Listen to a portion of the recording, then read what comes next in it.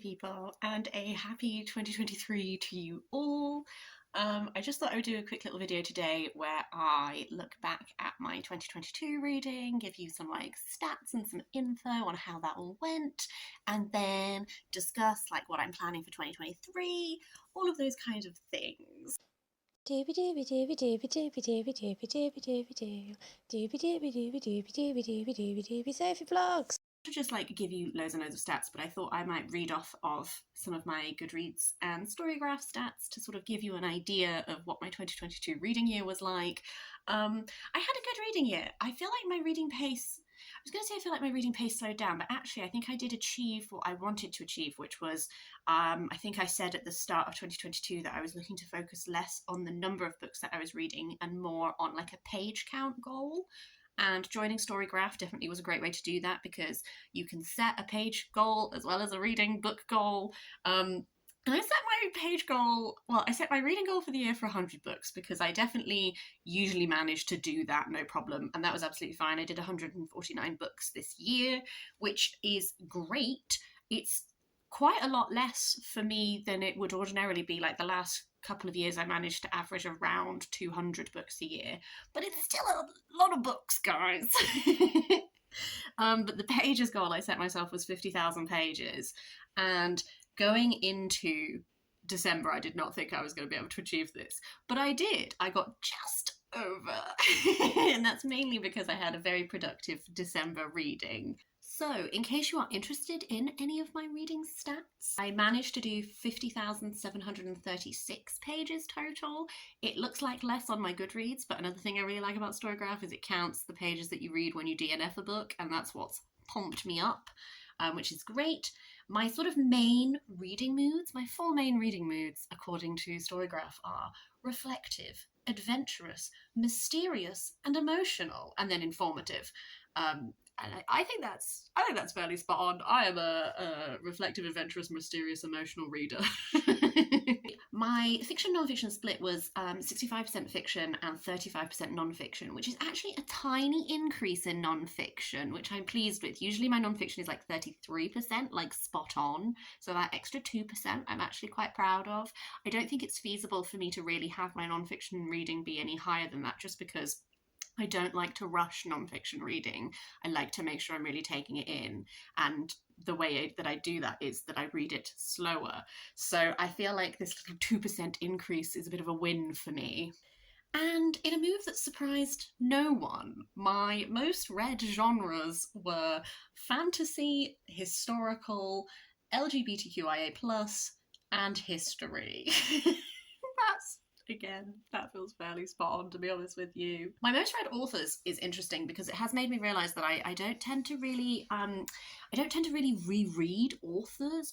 I don't tend to read a lot of the same authors in a year. I have authors that I read across years, so there will be every year I usually read a handful of particular people for sure. But I'm not a person who absolutely blitzes one author, and I feel like that makes sense to me because I get a bit antsy. It's a bit why I dabble in genres. If I show you all of my genres, I don't know if you can see all of the genres that I have listed.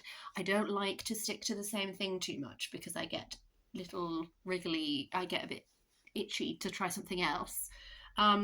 But my most read authors were Gail Carriger with 4 books, and they will all be coming in book chats very soon. I have finally edited all of the remaining book chats I have left.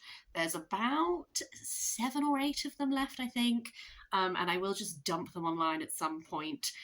Because that is the reading from my first half of 2022 before I switched to now doing monthly wrap-ups. So I'm hoping to be more consistent with my wrapping up now, but I will be chonking through. When you see videos where I have long hair, that's from the first half of 2022.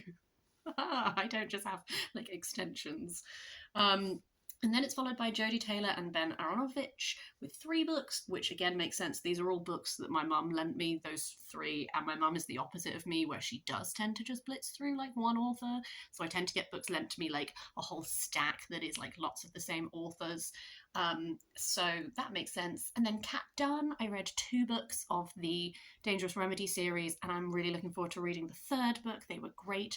Fantasy series set in revolutionary France. Really, really enjoyed them. 2 books by Wang Wei, who is a Chinese poet. 2 books by C.B. Lee. One of them I liked a lot more than the other. 2 books by Patrick Ness, because I am rereading the Chaos Walking series and having mixed feelings about it. I liked the second book a lot more than the first. 2 books by Nina Minya Powles, which is the same book twice. And then 2 books by Agatha Christie and 2 books by Seishi Yokomizo, because I've been really enjoying murder mysteries this year. To talk through some Goodreads stats, and then I will get on to my 2023 plans. I don't know if stats are interesting, and I've never done them before, so I thought I'd just do them, and then if you hate them, just skip this bit. So the shortest book I read was Dangerous Beauty, Medusa in Classical Art, which was 48 pages long. This is an academic piece of writing that is about the representation of Medusa from classical art to about the 19th century. I read it because I'm currently reading Stone Blind by Natalie Haynes. I have reviewed it in my December reading wrap-up, which will be coming out very, very soon. The longest book I read was Wizard of the Crow by Nui Wathi-Yongo, which was 768 pages. This is, spoiler alert, going to be in my best books of the year video. I thought it was a brilliant piece of political satire that also just did so much in it, and it was just absolutely fantastic.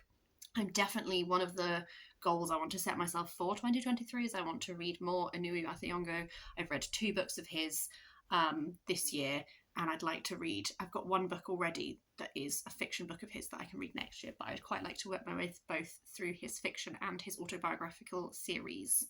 My most shelved book was The Return of the King, surprising no one.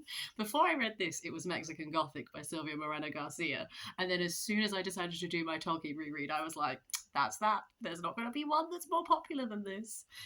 My least shelved book was Poems Old and New, an anthology by A.S. Cairncross, which is one of the poetry collections that I got from my grand's house, which I really enjoyed. Only 9 people have shelved it.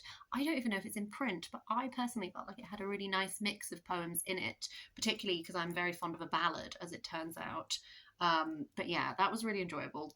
Another book that was really enjoyable was my highest rated on Goodreads book, which is Now You See Me, Lesbian Life Stories, edited by Jane Treys, which has a 4.62 average that it thoroughly deserves. This is a collection of, essentially, Jane Treys, as part of this research she did, she spoke to lesbians from a particular generation that's about like 30s, 40s, 50s kind of era, and she kind of just spoke to them about their lives, and she recorded it all because it was for this academic writing that she was doing. But at the end of it all, she's compiled this book, which has just a selection of some of these things, and it is, every woman has a very distinct tone because it's from oral transcripts that she has then compiled and edited. And it is such a fascinating glimpse into a particular time and what being a lesbian was like in these particular times, and what it's like for them now as much older people, some of the challenges that comes with that, some of the joy that comes with that. I found it hugely emotionally affecting, and I think it's just a stunning book, so I'm very pleased it's highly rated. The first book I finished in 2022 was The Well of Loneliness by Radcliffe Hall. Definitely a big, strong lesbian reading theme throughout the year, I feel. This was, my little review of this says, at times this was a deeply conflicting read full of outdated views and tropes, and yet I found the writing beautiful, if overlong at parts, and was quite taken by the whole experience of reading it. It definitely helped going in knowing, so it became interesting to see how Radcliffe Hall clearly felt about her own experience himself. In many ways, this reminds me of The Charioteer by Mary Renault. I stand by all of that. I think that's all valid. My last review of the year was The Blazing World by Margaret Cavendish, which was Girl Sure Does Love to List, very little plot structure to speak of, much scientific, religious and philosophical pontificating, but did appreciate the strong sapphic soul vibes. I also stand by that. This was a strange read from the 1600s that is very much like a very early example of effectively science fiction. And I've read it for my reading the lowest rated books on my TBR part 2 video, which I'm currently working my way through the books for. So hopefully quite early in 2023, I will actually record all of those, and that will be that little video series finally rounded off. So you have that to look forward to. which is a great way to transition into what are my reading plans for 2023, because that's one of them, and I'm doing that at the moment. I am midway through the third book for that, and then there's only one more book to do, so hopefully that will appear quite soon. Immediately after doing this, I'm going to record my best fiction books of 2022 and best non-fiction books of 2022 videos, so you also have that to look forward to very soon. I'm very excited. There have been some very good books. In regards to what I am planning for 2022, I would like to do a video that is the most intimidating books on my TBR again, because I did this a few years ago and I actually found it was a great way of motivating me to actually tackle those books. And I have built up a few more now that I understand why I bought them. I still feel a little intimidated to actually pick them up. So I'm hoping that will kick me up the bum to actually do that, because I do want to continue sort of channeling not aiming for reading a huge, gigantic number of books, like how many books can I physically read in a year? Not interested.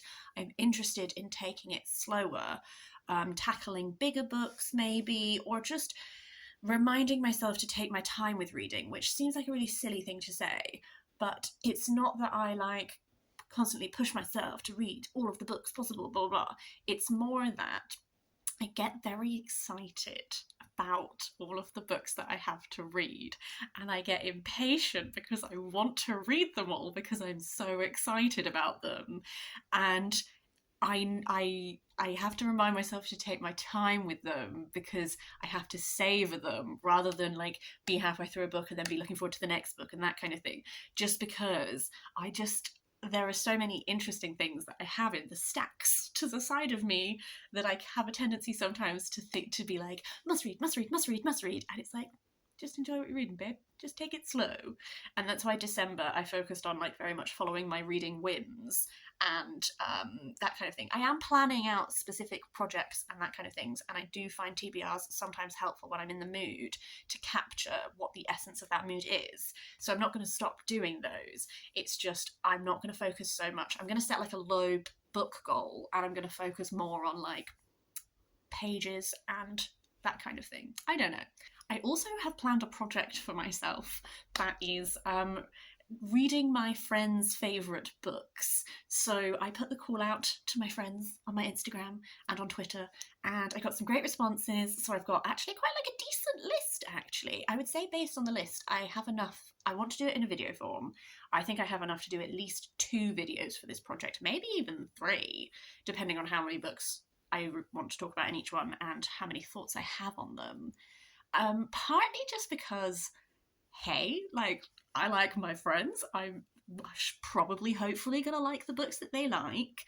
But also, I kind of want to look at the lens I kind of want to look at it through is like, can I see, even if I don't like the books, can I see why my friends do? Like, can I see my friends in those books? Can I get an understanding of what are these themes, like what, like the writing style, like what aspects do I think my friends really enjoy about these books, and see like as I'm reading it, not just like how do I find it, but like why do I think that they like it, because there's been a couple where I'm not 100% sure if they're going to work for me, but based on what I know about the books I can see why my friend likes them.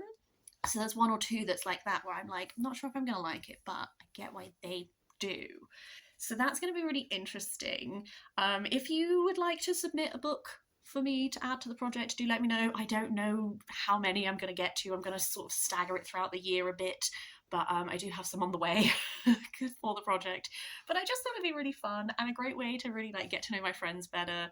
I've got a nice mix actually of people who are bookish content creators and also friends from my real life who are, some of them are big readers, some of them don't read that much. So I'm just really interested to see how that goes. I think the types of books that are on there are quite varied.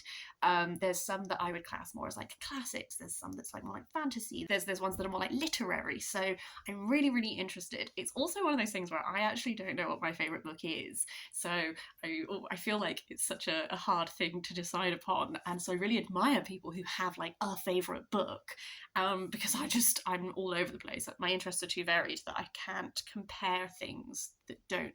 You know, like, it's so hard to compare stuff that has no overlap. Like, how can I say that I like, I don't know, a non-fiction history book more than I like a particular work of literary fiction, because they're such different entities, versus like a sci-fi fantasy book. Like, these things are so different. I'm indecisive. Some other mini things I want to do is I do want to read The Silmarillion this year. It's going to be in my intimidating books video, spoiler alert, but because it does intimidate me. But I finished my reread of Lord of the Rings, and this is the time that I'm like, yes, let's go into The Silmarillion.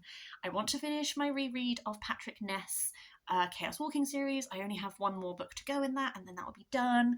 I want to continue doing my reread project, which is a little bit assessing what is on my shelves and rereading things to see if I want to keep them or hand them over to someone in my life that might like them a bit more.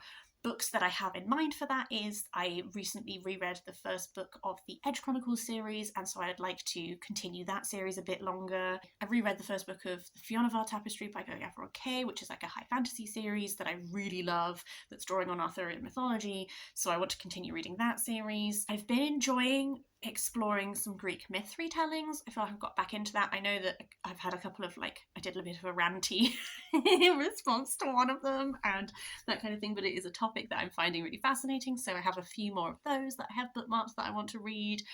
Ithaca by Claire North, and then Daughters of Sparta, I can't remember who that one's by, Claire Hayward, I think.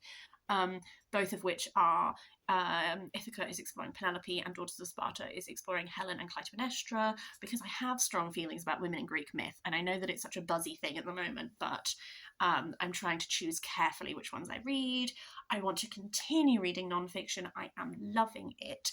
I know that I said that it's a smaller amount of my reading, but I find when it comes to making my best books of the year video, such a large percentage of the non-fiction books that I read ended up being some of my best books of the year, compared to if you were to look at the percentage of like what amount of the fiction books I read become my best book of the year. That's a much smaller percentage.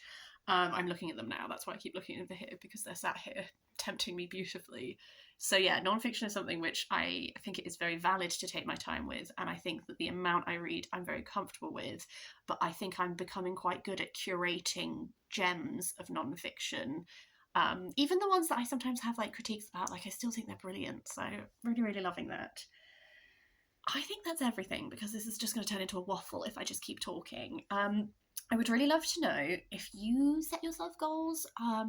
These aren't really like goals, these are just sort of like, I've been planning projects. I had another idea where I might do some more videos where I discuss themed books. So like I did the one that was like nature writing. I might do one that is all about my food writing up here, and satisfy my inner perfectionist who is like, but we haven't read these books and they might be great, by just doing like an honourable mention section at the end where I talk about the books that are on my radar that I haven't read yet. So yeah, I might try and do a bit of a, not a bookshelf tour, but my books are organised thematically in somewhat of a chaotic manner that only I understand. So I might do a bit more where I just explore what the themes of the shelves are. Anyway, sorry, I said I was done and then I wasn't done. What are your goals? Do you set goals? Do you find them helpful? Are you just like, no, thank you, I only read on a whim? Because I admire that. Also, if you would like to leave me a comment telling me what your favourite book is, I can add it onto the project. I can't guarantee that I will get to it this year because the list is actually stacking up.